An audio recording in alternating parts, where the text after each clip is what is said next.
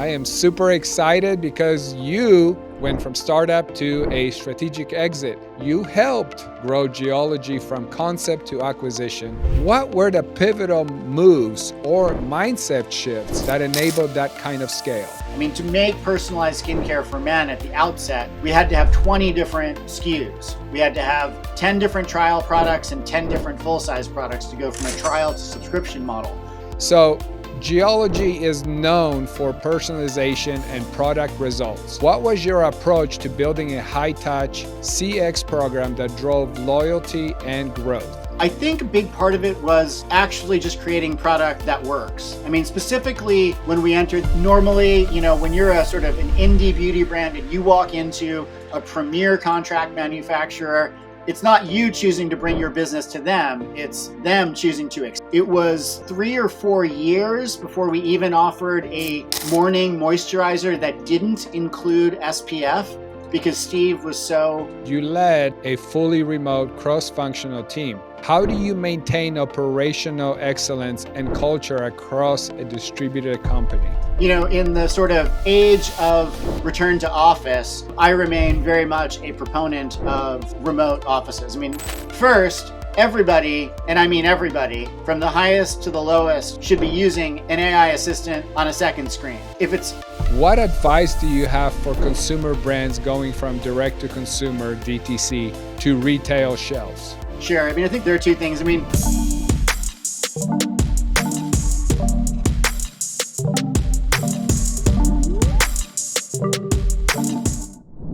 Welcome back to another episode of Boardsi Leadership Talks, where we speak with today's boldest minds shaping the future of leadership, innovation, and strategic growth. I'm your host, Martin Ravinsky, CEO of Boardsi, and today I'm excited to sit down with Dave Skaff, co-founder and former COO of Geologie, recently acquired by Mega Labs USA. Dave is an accomplished entrepreneur and operator with deep experience in building brands that scale across e-commerce, consumer goods, omnichannel retail, and now AI integration.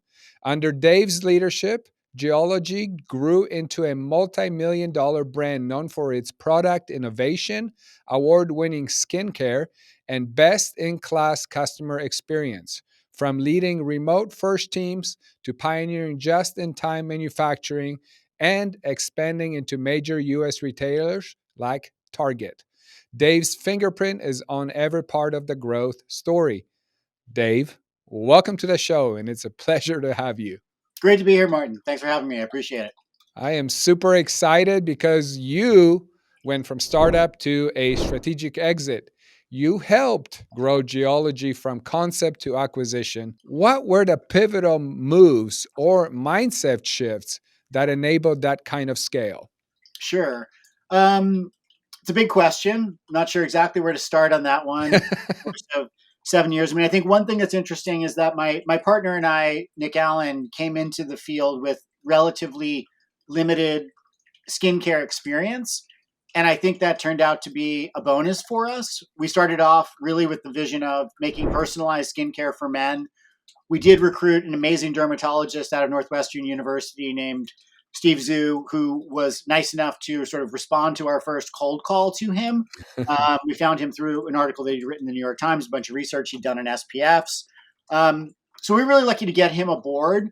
But I think in terms of a mindset, we were also, I think, lucky to come to the space with that sort of true beginner's mindset. There were a lot of things that we discovered was almost better we didn't know until later on in our journey. To make personalized skincare for men at the outset, we had to have 20 different SKUs.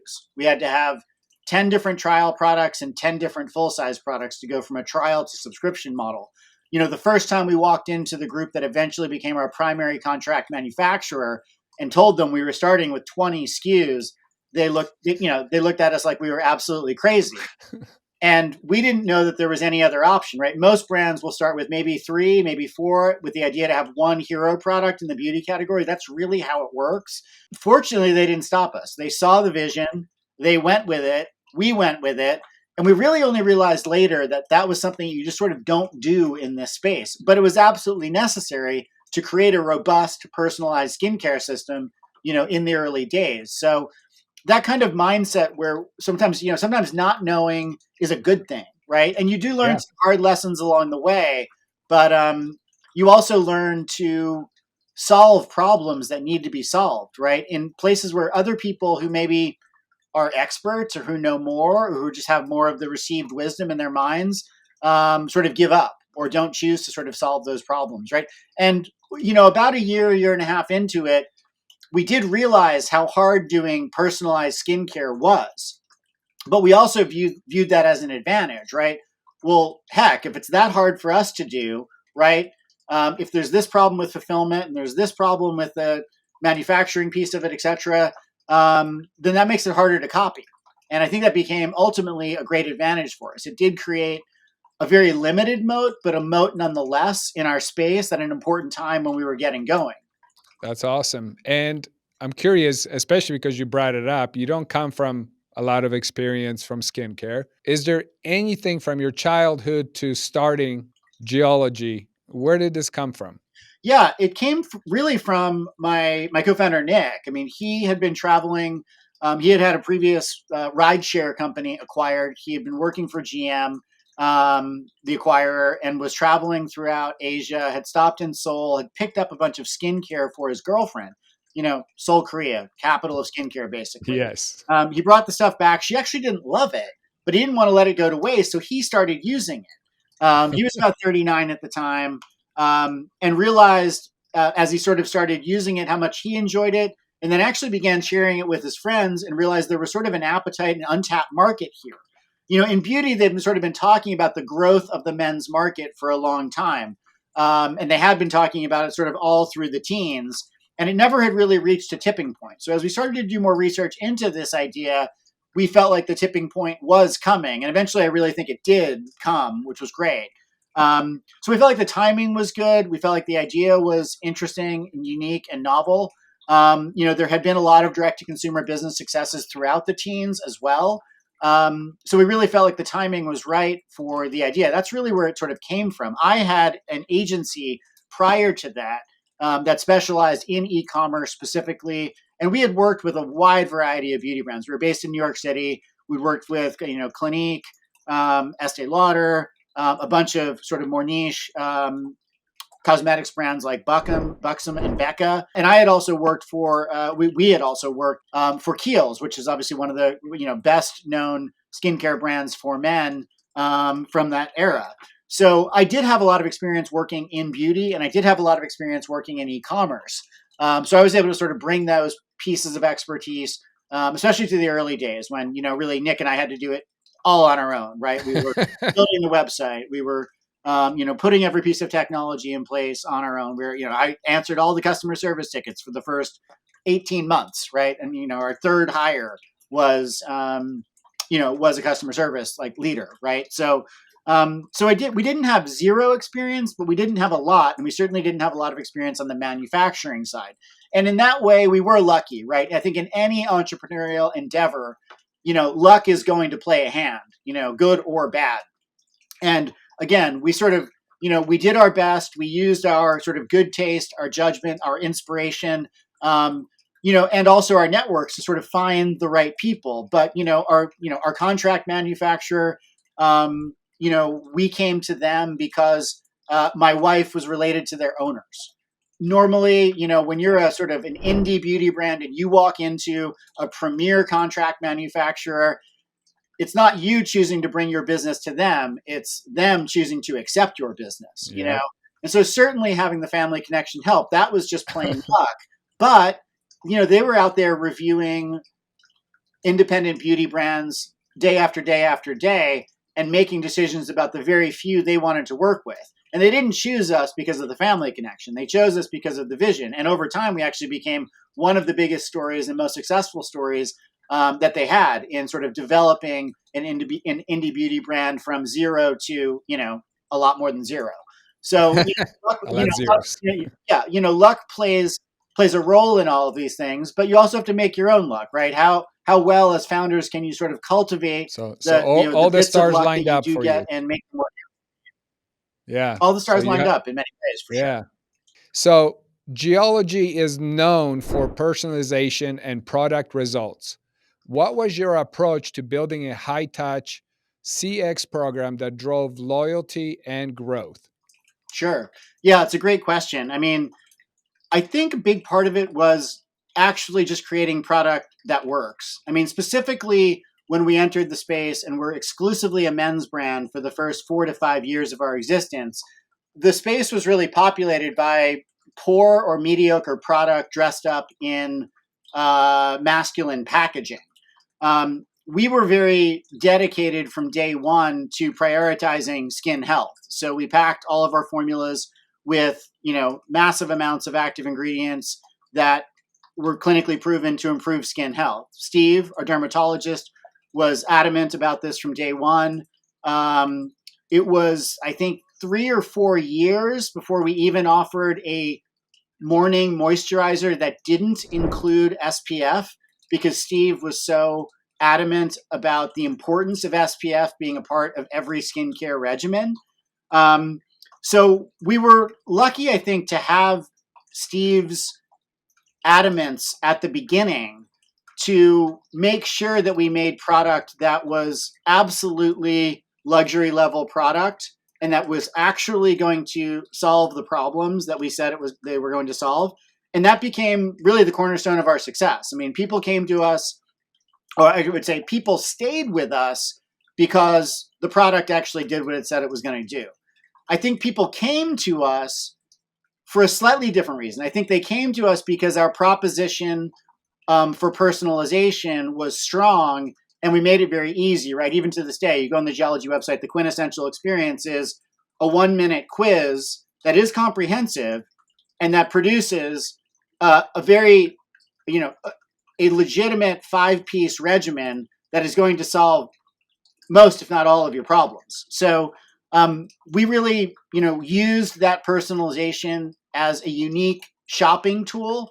Men don't want to spend a lot of time shopping for skincare. They need it to be easy, and they need to know it's going to work. And also, we made the personalization quiz with questions that guys can answer. Right? We discovered very early on that men mostly don't know if they have oily combination or T-zone skin. There's sort of all these sort of legacy skincare terms that women may know, but men really don't know. And so if you start asking people questions they don't understand, it makes them feel stupid and it turns them off. We always made sure that we oriented our diagnostic questions around things that anybody can answer about their skin. We just made it easy that way, right? So we made it easy. It was fast. It was comfortable. Then you got this complete regimen. Hey, if you're willing to give us a chance, great. The stuff is going to work. So that was really, really critical. But we always stayed on the importance of creating products that were clinically proven and that did what they say they were going to do. And we did expand our product offering significantly in about year 4 to include hair care, to include body care, and then later to include clinically proven acne care as well. And we only created about 4 or 5 new products in each one of those other areas so that we could really focus on creating quality products. And I think what we became known for, and I think what we were eventually acquired for, was our dedication and focus on science-backed skincare. That's awesome. Now, another interesting fact is you led a fully remote cross-functional team.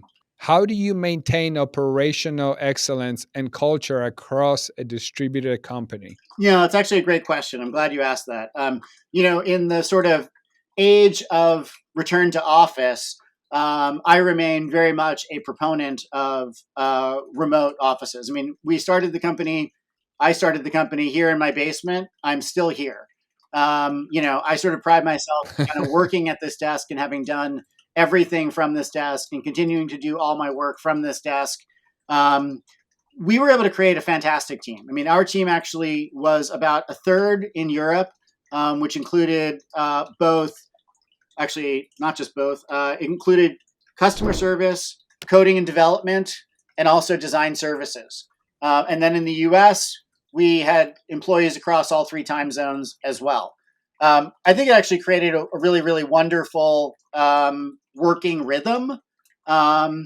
And it also enabled us to find the best talent at the best prices. I mean, I think, especially with the sort of, economic upheaval right now, I am certain that many businesses are looking to, revisit all of their costs. And for us, it was really, really important to be able to get sort of the best talent at the best rate. And, even in the US, obviously not hiring everybody from an expensive metropolitan area was very helpful and absolutely Yeah. critical to our bottom line and absolutely critical to our profitability.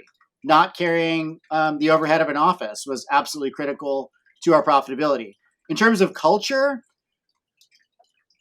we had a very, very strong culture. Over the course of the years, I met almost everybody from our team in person. Not everybody, but almost everybody in our team in person. And by the end, I sort of joked, I did joke with many of my teammates that I really think you only learn one thing about somebody that you've worked with for years online when you meet them, and that's how tall they are.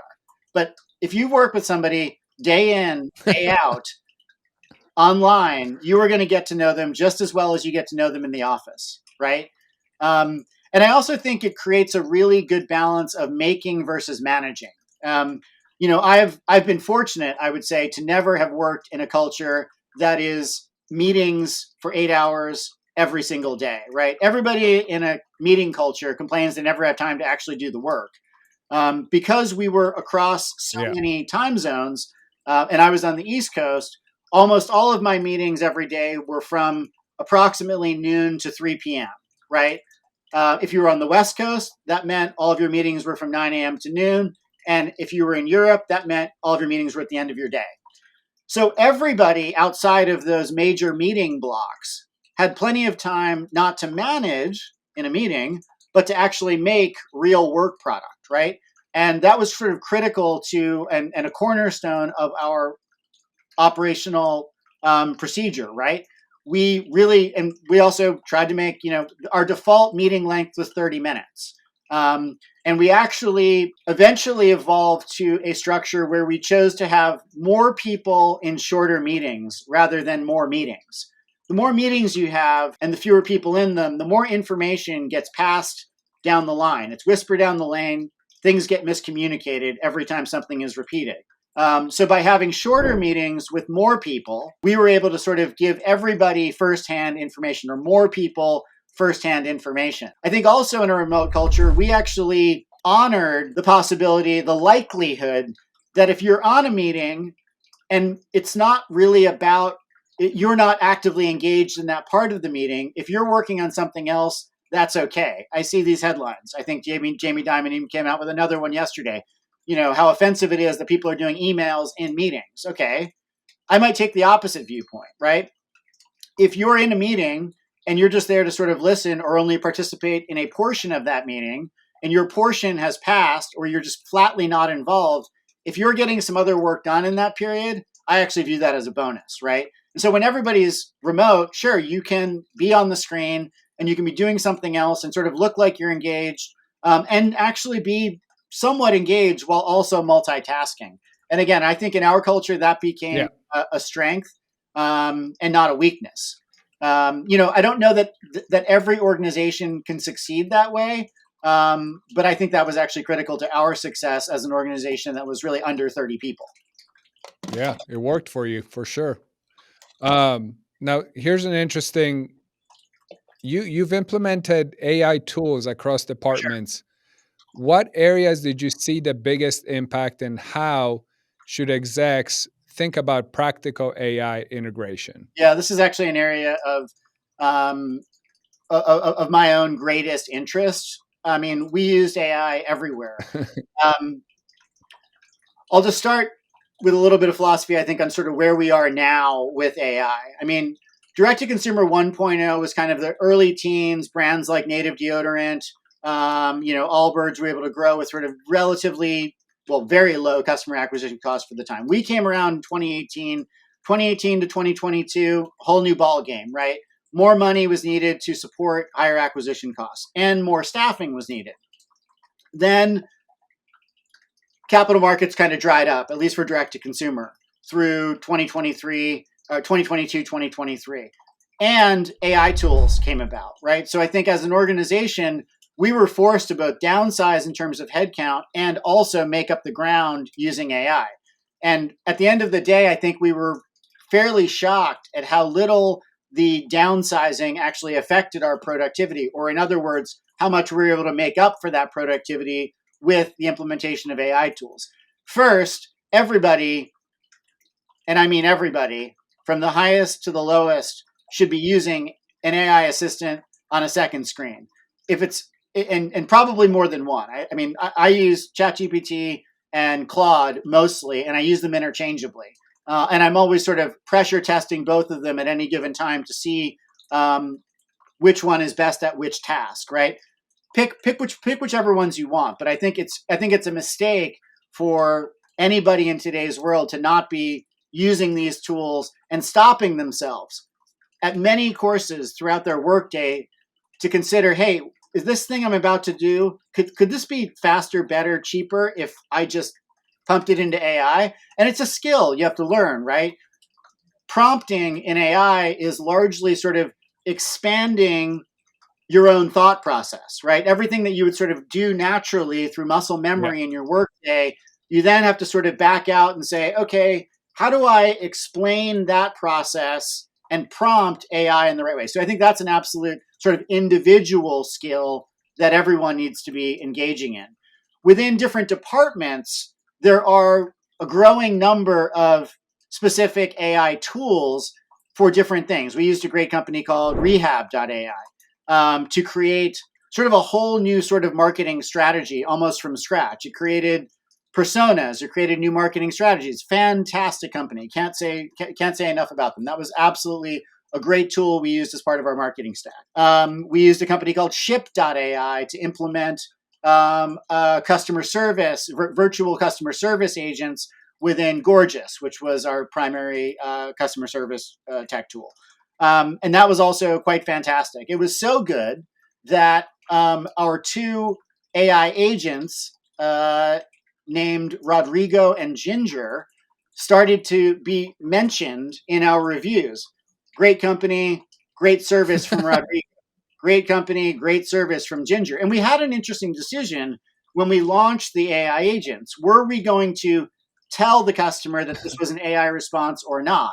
And we decided to start by not telling the customer that it was an AI response.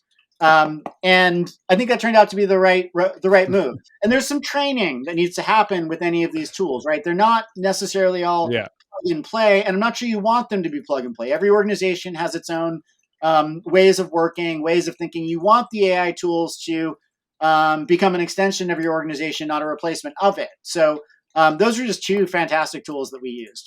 But I think the net lesson here, I think for everybody out there, is I think that we all have a professional responsibility to be paying attention to the evolution of AI in our respective fields, in our respective departments, and thinking about how we can use these as assistants and how we can use them to eliminate a lot of the sort of the easy, simple, and oftentimes manual work, right? So that we, particularly as leaders, can be left to do more thinking and decision making, and not the grunt work. Yeah, absolutely. Now, a couple more quick questions. You cracked the retail expansion with entry into Target and global markets. What advice do you have for consumer brands going from direct to consumer DTC to retail shelves? Sure. I mean, I think there are two things. I mean, one, you absolutely need to innovate. Period.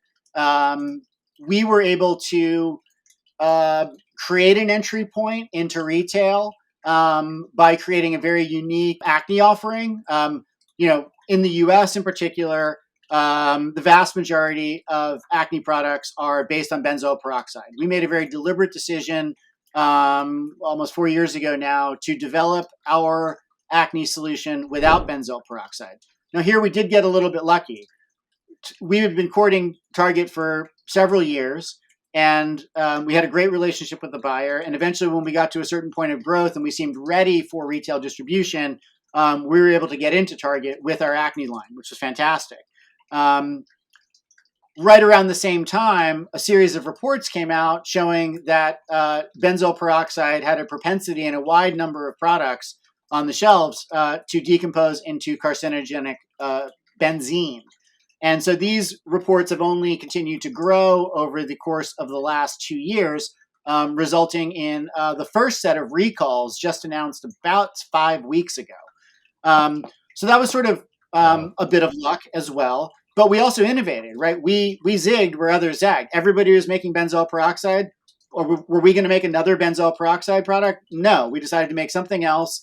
We actually did a 12-week clinical study against benzoyl peroxide. We beat it, right? So we proved everything we were doing, and that ended up opening a lot of doors for us. It opened up 900 doors in Target, which was great. We're just entering our second year in Target this past year. But through the course of 2024, as more bad news about benzene and benzoyl peroxide and their relationship came about, we were able to get new meetings with new retailers much, much, much easier, right? Because all of these buyers now had a responsibility to learn about non-benzoyl peroxide solutions, and we happen to have the best one. And this was actually, I would say, the beginning of our road to acquisition. Getting into retail is a very, very expensive and very, very risky proposition for any independent brand. So I think in terms of answering your question directly, I mean, first, innovation, and two, you really need to be ready for retail financially and organizationally. We were lucky to, start with 900 doors in Target. That's a big ask for any company just entering retail. We were able to expand the number of doors in Target in our second year, but we were also feeling a lot of momentum with other retailers as well. And so we began a process. We realized we were going to need a lot more money to grow the company with retail distribution. And that was really the next stage of the company's growth. So we began a process that started really last summer, exploring any number of options, a capital raise, anything from a significant capital raise all the way through to 100% acquisition. We didn't know which way that process was going to go. We just knew that, we needed a lot more money to capitalize on the distribution opportunity. And we were very lucky. I mean, we were, when we were acquired, we were, I can't talk about the deal specifics, but we were a sub $30 million brand.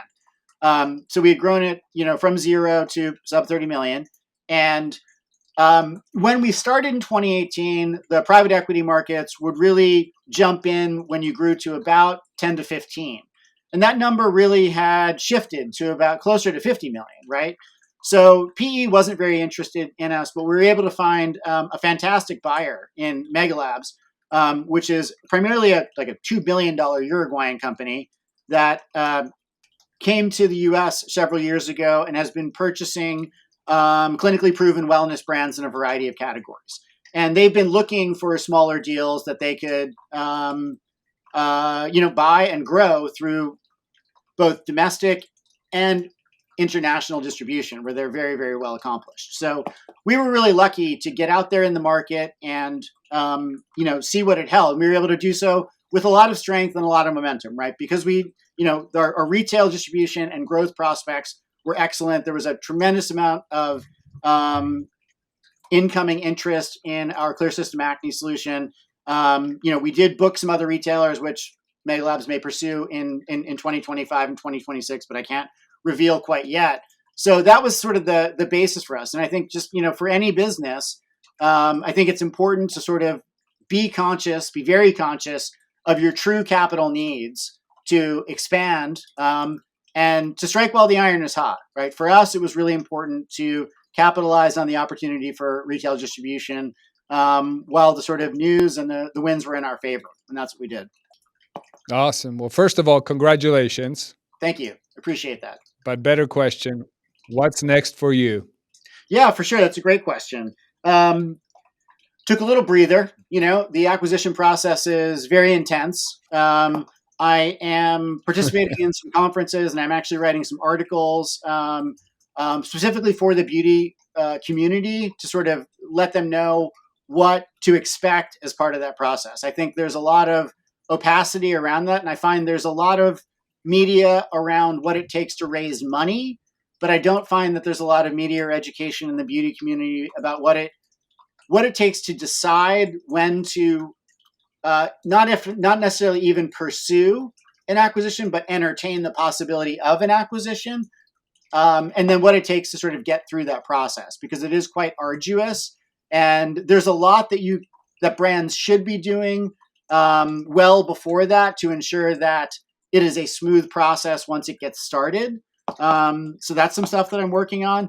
I'm also very, very passionate about bringing AI tools to organizations, to lean organizations in particular, right? I really feel like the next stage of direct-to-consumer evolution, and this may apply to more widely than that as well, is certainly going to be smaller teams doing more with fewer people and AI assistance. So I'm really, really interested in that. I'm spending a lot of time reviewing new tools that I didn't have a chance to actually implement at Geology. Didn't have the time over the last 7 or 8 months while we were pursuing the acquisition specifically. So I'm spending a lot of time working with learning some new AI tools, and I am consulting with some organizations right now to help them get leaner and meaner and smarter. So that's really what I'm enjoying the most at the moment. Awesome. Incredible. And for our listeners, if they're looking to get a hold of you, get advice, bring you on as a consultant, bring you on as an advisor, how do they get hold of you? Yeah, sure. No problem. Anybody can email me anytime. Very simple. Just dskaff@gmail.com, DSKAFF@gmail.com. I'm easy to find and responsive on LinkedIn. You can find me there as well. Just search Dave Skaff Geology. Those are the two best ways to get a hold of me. Awesome. Dave, your story is a masterclass in strategic growth, brand discipline, and leadership that adapts through every phase, including AI. Thank you for sharing such a wealth of insights. And to our audience, whether you're leading a startup, building towards an exit, or scaling globally, there's a lot to learn from how Dave built Geology from the ground up. Thanks for tuning in to Boardsi Leadership Talks, where we connect visionary leaders with actionable insights. Until next time, keep leading boldly. Thank you, Dave. Thank you. Appreciate it. Very happy to be here. Thank you for tuning in to Leadership Talks. Don't forget to subscribe for more insightful conversations with industry leaders. Your support means a lot to us.